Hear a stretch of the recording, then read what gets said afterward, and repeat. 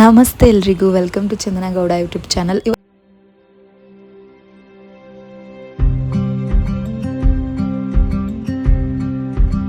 ನಾನು JP ನಗರಲ್ಲಿರೋ ರಾಮೇಶ್ವರ ಕೆಫೆಗೆ ಹೋಗಿದ್ದೆ. ತುಂಬ ದಿನದಿಂದ ಈ ಸೈಡ್ ಹೋಗಬೇಕಿದ್ರೆ ಒಂದ್ಸಲ ಹೋಗಿ ಟ್ರೈ ಮಾಡಬೇಕು ಅಂದ್ಕೊಂಡಿದ್ದೆ. ಇವತ್ತು ಫೈನಲಿ ಬಂದೆ. ವೀಕ್ ಡೇಸ್ ಆಗಿರೋದ್ರಿಂದ ಅಷ್ಟು ರಶ್ ನನಗೆ ಕಾಣಿಸ್ತಿರ್ಲಿಲ್ಲ. ಯೂಶಲಿ ವೀಕೆಂಡ್ಸಲ್ಲಂತೂ ಇಲ್ಲಿ ನಿಲ್ಲೋಕ್ಕೂ ಆಗಲ್ಲ, ಅಷ್ಟೊಂದು ರಶ್ ಇರುತ್ತೆ ಅಂತ ಹೇಳ್ತಾರೆ. ಆ್ಯಂಡ್ ತುಂಬ ಓವರ್ ರೇಟೆಡ್ ಕೆಫೆ ಅಂತ ಹೇಳ್ತಾರೆ. ನಾನು ಹೋದಾಗ 12 o'clock ಆಗೋಗ್ಬಿಟ್ಟಿತ್ತು. ಆಲ್ಮೋಸ್ಟ್ ಇದು ಬ್ರಂಚ್ ಅಂತಲೇ ಹೇಳ್ಬೋದು. ಇವತ್ತು ಏನೆಲ್ಲ ಸ್ಪೆಷಲ್ ಇದೆ ಅಂತ ನೋಡಿದಾಗ ನನಗಲ್ಲಿ ಯೂಶಲಾಗಿ ದೋಸೆ ತಿಂತೀನಲ್ಲ, ಈ ಸಲ ಪಡ್ಡು ಟ್ರೈ ಮಾಡೋಣ ಅಂದ್ಬಿಟ್ಟು ಗೀ ಪಡ್ಡು ಮತ್ತು ಹೋಳಿಗೆ ತೊಗೊಂಡೆ. ನನಗೆ ಹೋಳಿಗೆ ತುಂಬ ಇಷ್ಟ, ಒಬ್ಬಟ್ಟು.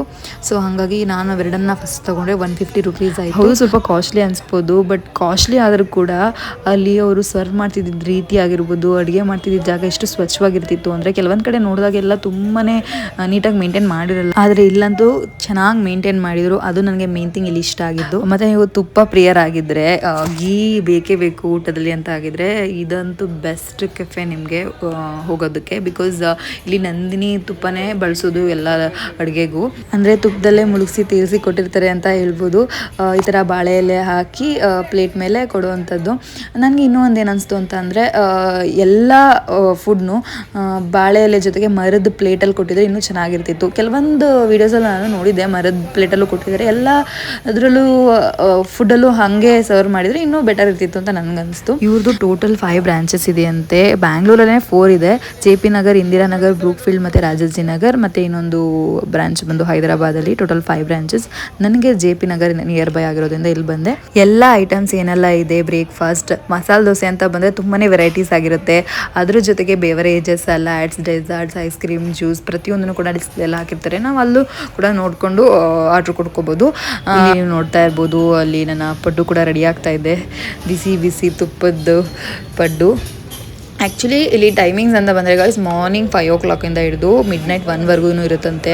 ಅದರಲ್ಲೂ ವೀಕೆಂಡ್ಸಲ್ಲಂತೂ ತುಂಬಾ ಹೆವಿ ರಶ್. ನಾನು ಅವಾಗಲೇ ಹೇಳಿದಾಗೆ ವೀಕ್ ಡೇಸಲ್ಲಿ ಬಂದಿದ್ದರಿಂದ ನನಗೆ ವೀಡಿಯೋಸ್ ಮಾಡೋಕ್ಕಾಗಿರ್ಬೋದು, ಜೊತೆಗೆ ಆರಾಮಾಗಿ ಎಲ್ಲ ತೊಗೊಳಕ್ಕೂ ಆಯಿತು ಈಸಿಯಾಗಿ. ಬ್ಯಾಂಗ್ಳೂರಲ್ಲಿರೋ ಟಾಪ್ 5 ಕೆಫೆಯಲ್ಲಿ ಇದು ಕೂಡ ಒಂದಂತೆ. ರೀಸೆಂಟಾಗಿ ಅನಂತ್ ಅಂಬಾನಿಯವ್ರ ಮದುವೆಯಲ್ಲಿ ಇಲ್ಲಿಂದನೇ ಕೇಟ್ರಿಂಗ್ ಹೋಗಿತ್ತು ಅಂತ ಹೇಳ್ತಾರೆ. ಸೌತ್ ಇಂಡಿಯಾಗೆ ಸ್ಪೆಷಲ್ ಆಗಿರೋ ಈ ಕೆಫೆಯಿಂದ, ಅದರಲ್ಲೂ ನಮ್ಮ ಬ್ಯಾಂಗ್ಳೂರಲ್ಲಿರೋದು ಕನ್ನಡಕ್ಕೆ ಒಂದು ಹೆಮ್ಮೆ ಅಂತಲೇ ಹೇಳ್ಬೋದು. ನೋಡ್ತಾ ಇರ್ಬೋದು ಎಷ್ಟು ಚೆನ್ನಾಗಿ ಕಾಣಿಸ್ತಿದೆ.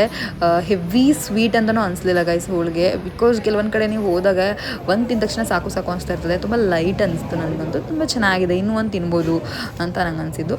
ಇವನ್ ಪಡ್ಡು ಅಷ್ಟೇ. ಹೆಂಗೆ ಅಂತಂದರೆ ನಾವು ತಿಂತಾ ಇರಬೇಕಿದ್ರೆ ಗೀ ಫ್ಲೇವರ್ ಜೊತೆಗೆ ಕ್ರಿಸ್ಪಿ ಆಗಿತ್ತು. ಸೊ ಇವೆರಡನ್ನೂ ತಿಂದಾಗ ಏನಾದರೂ ನೆಕ್ಸ್ಟ್ ಇನ್ನೂ ಒಂದು ತಿನ್ಬೋದು ಅನ್ನೋ ಫೀಲ್ ಅಂತೂ ಆಗುತ್ತೆ ಖಂಡಿತ. ನನಗೆ ಏನನ್ನಿಸ್ತು ಅಂತ ಅಂದರೆ ಗೈಸ್, ಹೆವಿ ಸ್ಪೇಸ್ ಇಲ್ಲ ಇಲ್ಲಿ, ಸ್ವಲ್ಪನೇ ಸ್ಪೇಸು. ಸೊ ತುಂಬ ಜನ ಬಂದಾಗ ಎಲ್ಲರಿಗೂ ಅಲ್ಲಿ ನಿಂತ್ಕೊಂಡು ತಿನ್ನೋಕ್ಕಾಗಲ್ಲ. ಸೊ ಹಂಗಾಗಿ ಆದಷ್ಟು ಸ್ಪೇಷಿಯಸ್ ಆಗಿದ್ದರೆ ಇನ್ನೂ ಚೆನ್ನಾಗಿರ್ತಿತ್ತು ಅಂತ ನನಗನ್ನಿಸ್ತು. ಅದೊಂದು ನನಗೆ ಇಲ್ಲಿ ಮೈನಸ್ ಅನಿಸಿದ್ದು ಗೈಸ್. ಇಲ್ಲಿ ಸುಮಾರು ಜನ ಗೀ ಪುಡಿ ಮಸಾಲೆ ದೋಸೆ ಆರ್ಡ್ರ್ ಮಾಡ್ತಾಯಿದ್ರು. ನಾನು ಟ್ರೈ ಮಾಡೋಣ ಅಂತ ನಾನು ಆರ್ಡ್ರ್ ಮಾಡಿದೆ. 135. ಇಟ್ಸ್ ಓಕೆ, ಪರವಾಗಿಲ್ಲ, ಟ್ರೈ ಮಾಡೋಣ, ಫಸ್ಟ್ ಟೈಮ್ ಬಂದಿರೋದಲ್ಲ ಅಂದ್ಬಿಟ್ಟು ನಾನು ಇಲ್ಲಿ ಮಸಾಲೆ ದೋಸೆನೇ ಫೇಮಸ್ ಅಲ್ಲ ಜಾಸ್ತಿ ಅಂದ್ಬಿಟ್ಟು ನಾನು ಅದನ್ನು ಆರ್ಡ್ರ್ ಮಾಡಿದೆ. ನಾರ್ಮಲ್ ಮಸಾಲೆ ದೋಸೆ ನಾವೇನು ತಿಂತೀವಿ ಆ ಥರ ಟೇಸ್ಟ್ ಇರಲಿಲ್ಲ. ಬಿಕಾಸ್ ತುಪ್ಪದ ಜೊತೆಗೆ ಅದೇನೋ ಪುಡಿ ಇತ್ತು. ಸೊ ಅವೆರಡು ಜೊತೆಗೆ ಮಸಾಲೆ ದೋಸೆ ವೈಬ್ ಸಖತ್ ಇಷ್ಟ ಆಯಿತು ನನಗೆ. ಬಟ್ ಸಾಂಬಾರು ಸ್ವಲ್ಪ ಸ್ವೀಟ್ ಇತ್ತು. ನನಗೆ ಸ್ವೀಟ್ ಸಾಂಬಾರು ಇಷ್ಟ ಆಗಲ್ಲ. ಚಟ್ನಿ ಜೊತೆ ಚೆನ್ನಾಗಿತ್ತು. ನಾನು ಆಗಲೇ ಹೋಳಿಗೆ ಮತ್ತು ಪಡ್ಡು ತಿಂದಿದ್ದರಿಂದ ಸ್ಟಾರ್ಟಿಂಗ್ ಟೇಸ್ಟ್ ಮಾಡಿದಾಗ ಮಾತ್ರ ಸಖತ್ ಇಷ್ಟ ಆಯಿತು. ಬಟ್ ತಿಂದ ಕಂಪ್ಲೀಟ್ ಮಾಡೋಷ್ಟು ತುಂಬಾ ಕಷ್ಟ ಅನಿಸ್ತು. ಆದರೆ ಇಲ್ಲಿ ಫಿಲ್ಟರ್ ಕಾಫಿಗೆ ಸಪ್ರೇಟ್ ಫ್ಯಾನ್ ಬೇಸ್ ಇದೆ. ನಾನು ಮೊದಲೇ ಕಾಫಿ ಲವರ್.